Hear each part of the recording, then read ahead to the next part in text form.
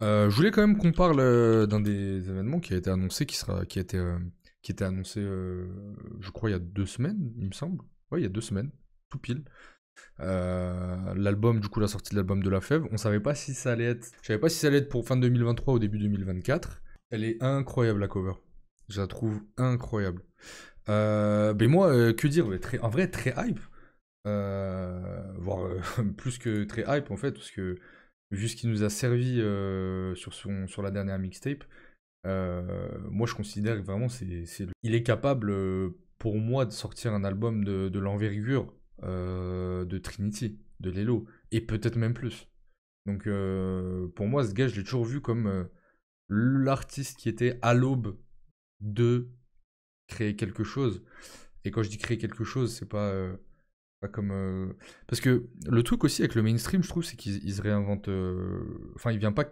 Le mainstream ne casse rarement les codes, je trouve. En tout cas, pas au début. Euh, À part peut-être Jul, qui a cassé les codes. Mais je trouve que les cassages de codes viennent toujours des artistes d'abord under et après mainstream, quoi. Et je trouve que la FEF fait complètement partie de ces artistes. Et ça me hype de fou. En plus, l'album est extrêmement. Alors, je sais pas si c'est un album ou si c'est une mixtape. Je sais pas. Si, ah, nouvel album, si, ok. Parce que j'avais lu projet, j'avais lu mixtape, j'avais lu plusieurs trucs sur Twitter. Mais du coup, ma premier album, je pense que c'est une grosse pression de fou malade parce que il le sait, je pense, lui et ses équipes, que c'est quand même quelqu'un qui est très très très attendu. Tu penses à qui comme feat? Alors, ça aussi, ça m'a hype, parce que je vous explique Moi déjà, bon, La Fève, je suis client. Nouvel album, fin d'année, je suis client, je me souviens quand même que eux était sorti il y a pile 2 ans, à peu près à cette période-là, je me souviens mi-décembre, et Moi je trouve le mi-décembre, on avait eu Dandada Mixtape l'année d'avant, en plus. Là on a eu eux, il y a une année aussi, en toute fin d'année vers Noël, on avait eu Infi Noir, de Ateyaba. Donc j'ai l'impression que décembre c'est Noël, il se passe toujours un truc. Maintenant, moi je suis client de la Fève, je vois ça, je me dis, bon, déjà, nouvel album très chaud, en plus c'est un album, je vois qu'il y a plein de sons, il suffit d'écouter les Empty the Bean pour savoir qu'il est totalement capable de carry un album de... Et vous me connaissez, et j'ai certainement déjà fait la remarque sur des lives première écoute, c'est que en réalité, bon, moi les longs formats, je suis de moins en moins fan. Mais par contre, pour un artiste comme ça, j'achète. Et alors, il y a un, 2, 3, il y a 4 feats, je crois. Si... Ouais, il y a 4 feats. Il y a Kosei qui est sur pas mal de prod. Il y a Tariq Azouz en coprod avec Kosei. Genre, en fait, là, le potentiel de l'album, il est.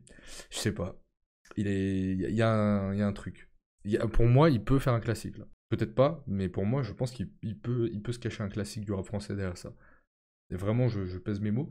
Alors, les feats, je sais pas, j'ai cru voir qu'il y en a qui en avaient deviné. Il y a juste celui-ci là, Type Shit. Je pense voir que c'est Makala. Il va faire l'unanimité, aucune ambiguïté, comme quand Hamza dit ma bitch est freaky. Makala, s'il y a un feat, La Fève Makala à la track 5. Les gars, en plus, ça sort la semaine prochaine. Soyez là à minuit parce que je veux vivre cette histoire avec vous. Et je veux que cette histoire, on l'écrive ensemble. Je veux écouter ce... En fait, je crois depuis, ça fait 1 an que je suis sur Twitch. J'ai fait des écoutes, des mauvaises écoutes de merde. J'ai fait des écoutes genre, ouais, bof. J'ai fait des très bonnes premières écoutes. Lim Saïcha, très bon souvenir. Hamza, j'avais un bon souvenir de la première écoute. Mais mon rêve de streamer, de ma casquette streamer, en vrai, c'est de vivre un classique avec vous. Et je vais me dire, ce jour-là, quand j'ai écouté ça, j'étais en live avec Mero. Et ça, c'est priceless, ok? Donc, voilà, non, c'est Young, là, je vais encore me coucher tard. ADC, oui, ADC avec Andy. Avec Andy, d'ailleurs, en vrai, s'il est là, Andy, je viens d'y penser, mais on va l'appeler, hein. On va se faire la première écoute avec Andy, je pense. Je sais pas si Andy était là, mais il va venir. C'est toujours marrant à deux en plus, je trouve. Après, voilà, c'est vraiment celui qui porte. Il y a un feat avec Rally. Rally a fini l'année avec un très bon album. Je vous avoue, j'ai un peu. Enfin, vu la hype et au vu du potentiel que ça peut avoir, j'ai un peu peur d'être déçu. En même temps, je trouve qu'une des qualités de La Fève, au-delà de son rap, je sais pas si c'est lui, je pense que c'est lui déjà initialement, quand on écoute ce qu'il faisait sur SoundCloud, et en même temps il doit être très bien entouré, parce que il a jamais, j'ai jamais écouté un son de La Fève, je me suis dit c'est de la merde en fait. Et c'est pour ça, je pense, j'apprécie beaucoup ce gamin, c'est que je crois jamais, même dans les petits The Bean, je peux moins aimer, mais genre un son où je me dis ah ouais, non, jamais entendu. Jamais entendu, c'est vraiment un petit prodige. Donc voilà, bah les gars, moi tout ce que je peux vous dire, c'est rendez-vous j'allais dire le 24, non, rendez-vous le 22 pour écouter le 24, nouvel album de La Fève. On va se régaler, plus de 20 titres. Franchement, j'ai hâte et j'espère que on se souviendra. J'essaierai d'appeler Andy ou d'avoir quelqu'un avec moi, ça peut être très cool, toujours plus marrant. Donc voilà. Maintenant,